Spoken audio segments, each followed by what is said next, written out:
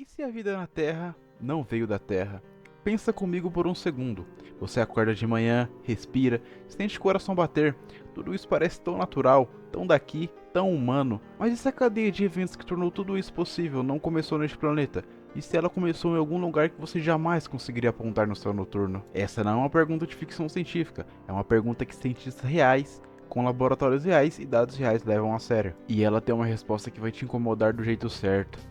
Porque, se a hipótese for verdadeira, então cada ser humano, cada animal, cada planta, cada bactéria neste planeta é tecnicamente um imigrante cósmico, uma forma de vida que chegou aqui de fora, de longe, de um lugar que talvez nem exista mais. E neste vídeo, vamos seguir a trilha das evidências, das rochas, dos fósseis, dos experimentos e das teorias que fazem um dos maiores cientistas do mundo suspeitar que a vida na Terra tem uma origem que vai muito além deste planeta. Meu nome é Cauã e bem-vindo ao canal Dossiê Cósmico. A Terra tem aproximadamente 4,5 bilhões de anos. Os primeiros 500 milhões de anos foram um inferno literal. Bombardeios de asteroides, vulcões em todos os lugares, oceanos de magma. A superfície era completamente inabitável. Para que a vida surgisse do zero, moléculas simples se organizando em estruturas cada vez mais complexas até formar a primeira célula viva. A maioria dos modelos científicos exige um tempo muito longo, talvez bilhões de anos de tentativas e erros. Mas a Terra não tinha esse tempo disponível. Então como a vida apareceu tão rápido? Existem duas respostas possíveis. A primeira foi um milagre estatístico, uma sequência improvável de eventos que simplesmente funcionou contra todas as ODDs. E se a vida na Terra não precisou começar do zero aqui, porque ela já veio pronta? Essa ideia tem o um nome científico, panspermia, do grego, semente em todo lugar. A hipótese de que a vida, ou pelo menos seus ingredientes, pode viajar pelo espaço de planeta para planeta, de estrela para estrela, espalhando-se pela galáxia como um pólen no vento. E a versão mais estudada dessa ideia é chamada de litopanspermia, literalmente semente viajando em pedra. O mecanismo funciona assim: um asteroide ou cometa de grande porte colide com um planeta habitado. O impacto é tão violento que pedaços da superfície daquele planeta são ejetados para o espaço, com micro-organismos sobrevivendo dentro das rochas. Essas rochas viajam pelo espaço por anos, décadas, talvez milênios, e eventualmente são capturadas pela gravidade de outro planeta, caindo nele como um meteorito. Parece impossível? Não para a ciência. Já encontramos centenas de meteoritos na Terra que vieram de Marte e da Lua. Pedaços desses mundos que chegaram aqui até nós depois de viajar pelo espaço. Isso já é um fato provado.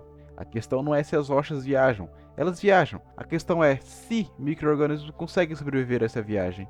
E é aqui que os cientistas começaram a fazer experimentos que parecem tortura com as bactérias. Imagine disparar um projétil de alta velocidade cheio de colônias de bactérias, girar micro-organismos em ultracentrífuga até simularem a aceleração do impacto de um asteroide, esmagar esporos com pressão equivalente a centenas de milhares de atmosferas. Os cientistas fizeram tudo isso, e mais. Rochas impregnadas de micróbios foram presas na parte externa de veículos de reentrada atmosférica e lançadas do espaço para testar o impacto real de entrar em uma atmosfera a milhares de quilômetros por hora. Os resultados foram surpreendentes. Uma fração significativa de organismos sobreviveu. Bactérias comuns de solo, cianobactérias primitivas, fungos, esporos e até líquens, todos com algum percentual de sobreviventes, mesmo após o castigo de forças que deveriam destruí-los completamente. Mas havia um tipo de organismo que se destacou acima de todos, um ser que parecia ter sido projetado exatamente para essa missão. Eles são chamados de endólitos, e eles guardam um dos maiores segredos dessa história.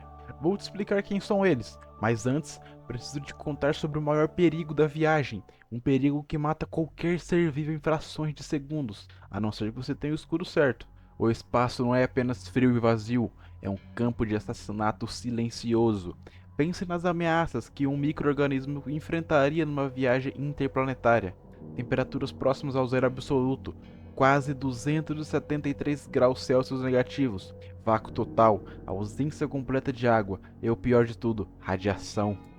A radiação ultravioleta de uma estrela no espaço pode ser 100 bilhões de vezes mais intensa do que a ultravioleta que chega ao nível do mar aqui na Terra. Ela destrói o DNA, destrói paredes, celulares e pulveriza qualquer maquinário molecular em frações de segundo. Além disso, o espaço interestelar está saturado de raios cósmicos, núcleos atômicos viajando quase na velocidade da luz, e raios X e gama que atravessam tudo.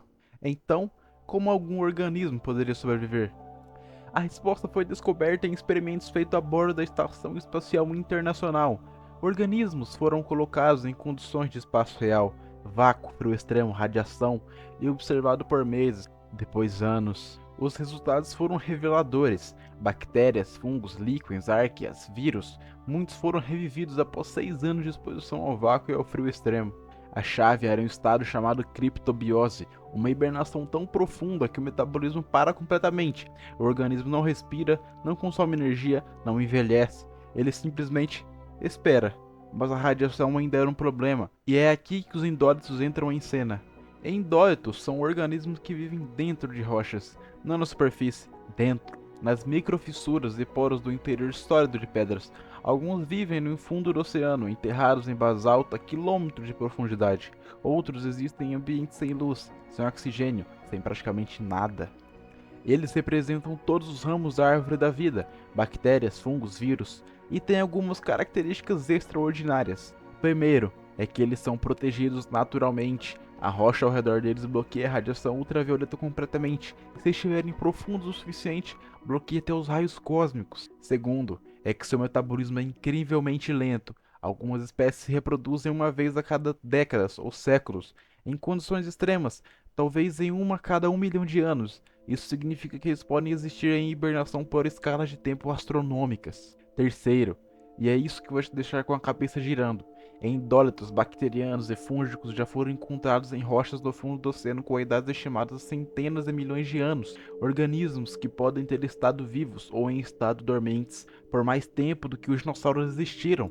E se algum ser vivo consegue fazer viagem entre estrelas, são eles. E agora chega o momento de revelar algo que ficou guardado desde o começo desse vídeo. Vamos começar com a viagem mais curta. Aqui está ao nosso alcance, Marte e Terra. Já sabemos que Marte foi um planeta com água líquida, com oceanos, com condições potencialmente habitáveis há bilhões de anos, e sabemos que impactos de asteroides podem injetar pedaços da superfície de Marte para o espaço. O tempo mínimo para uma rota de Marte chegar até a Terra? Cerca de 6 meses, provavelmente anos ou séculos, dado o caminho aleatório pela gravidade do sistema solar. Esse tempo é completamente sobrevivível para os endólitos em criptobiose dentro de uma rocha. E esse tempo é completamente sobrevivível para endólitos em criptobiose dentro de uma rocha. E então a questão mais perturbadora de todas se forma na sua mente. E se a vida não veio do espaço profundo, mas do nosso vizinho Marte? E se Marte foi habitada primeiro, antes da Terra esfriar o suficiente? E uma pedra com micróbios marcianos caiu aqui há 3,8 bilhões de anos atrás, e toda a vida na Terra descende desses primeiros colonizadores vermelhos. Se isso for verdade, então quando os cientistas buscam a vida em Marte hoje, eles podem estar procurando nossos ancestrais. Mas e uma viagem ainda maior?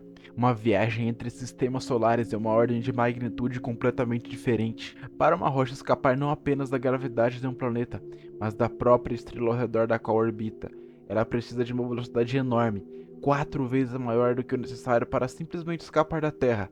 Isso significa impactos ainda mais violentos, temperaturas ainda mais altas, pressões ainda mais destruidoras. E depois, a rocha tem que sobreviver a uma viagem de dezenas de milhares de anos, mas provavelmente centenas de milhões, antes de entrar na gravitação de outro sistema solar. Lembra do Oumuamua? O objeto interestelar misterioso que passou pelo nosso sistema solar em 2017. Ele veio de outro lugar da galáxia, passou por aqui a alta velocidade e seguiu em frente. Provavelmente ficou sem passar perto de nenhuma estrela por centenas de milhões de anos antes de cruzar o nosso caminho. Isso é o quanto uma viagem interestelar demora. Mas os endólitos e os esporos bacterianos, em condições de criptobiose, dentro de uma rocha que bloqueia a radiação, alguns relatos científicos apontam para esporos bacterianos viáveis com até 200 a 300 milhões de anos aqui na Terra. A matemática, assustadoramente, pode funcionar. E agora chegamos a uma das ideias mais elegantes e mais especulativas de toda essa história. Antes de um sistema solar se formar, existe um disco de gás e poeira orbitando uma estrela jovem, chamado disco protoplanetário. É desse disco que os planetas emergem ao longo de milhões de anos. Alguns cientistas propõem que esses discos podem funcionar como redes gigantes no espaço. Uma rocha portadora de vida que escapa de um sistema solar vizinho poderia ser capturada não por um planeta específico, mas pelo disco inteiro. Ao entrar nesse disco, a rocha seria fragmentada, suas sementes de vida espalhadas por toda a nuvem de formação planetária. Os micróbios dormentes ficariam ali, esperando, enquanto os planetas se formam ao longo de milhões de anos. E quando finalmente um planeta sólido e habitável emerge desse disco e recebe o primeiro impacto de um pedaço daquela rocha original, a vida já está lá, esperando para ser acordada. Se isso for verdade, então a vida na Terra pode ter chegado antes da Terra existir. E agora chegamos ao ponto que eu guardei para o final. A possibilidade que a maioria dos cientistas evita mencionar em voz alta: panspermia dirigida. E se as sementes da vida não foram espalhadas pelo acaso de impactos da gravidade? E se foram enviadas de propósito? Uma civilização moderadamente avançada, digamos, alguns milhares de anos à nossa frente, seria perfeitamente capaz de construir projéteis de longa distância, carregados de vida em hibernação e lançá-los em direção a sistemas estelares com planetas potencialmente habitáveis. Para eles, seria simples, quase trivial, uma forma de garantir que a vida se espalhasse pela galáxia antes mesmo que a sua própria estrela morresse. A questão não é se isso é tecnicamente possível. É. A questão é: alguém fez isso? É uma pergunta ainda mais inquietante que nenhum cientista consegue responder com certeza. Se fizeram, a Terra foi um destino escolhido ou um acidente? E se você e toda a humanidade é o resultado de um experimento que começou bilhões de anos atrás, em algum planeta que hoje talvez nem exista mais? Não há resposta definitiva para isso, ainda. Existe um ponto que muitos esquecem de mencionar quando falam sobre panspermia. Mesmo que a hipótese seja verdadeira, mesmo que a vida tenha chegado aqui em uma rocha marciana, ou em um esporo de uma estrela distante, ou em uma cápsula lançada por uma civilização já morta, ela não responde à pergunta original: de onde veio a vida, afinal? A panspermia apenas move o problema para outro lugar, para outro planeta, para outra estrela, para outro canto da galáxia. Em algum momento, em algum lugar, a vida teve que surgir do nada, pela primeira vez. A abiogênese teve que acontecer uma vez, só uma vez. E se essa única vez não foi aqui, foi em algum outro lugar que não conhecemos, o que torna a ideia simultaneamente mais grandiosa e mais humilhante. Talvez não sejamos o começo da história, talvez sejamos apenas um capítulo. Pense nisso da próxima vez que olhar para o céu estrelado.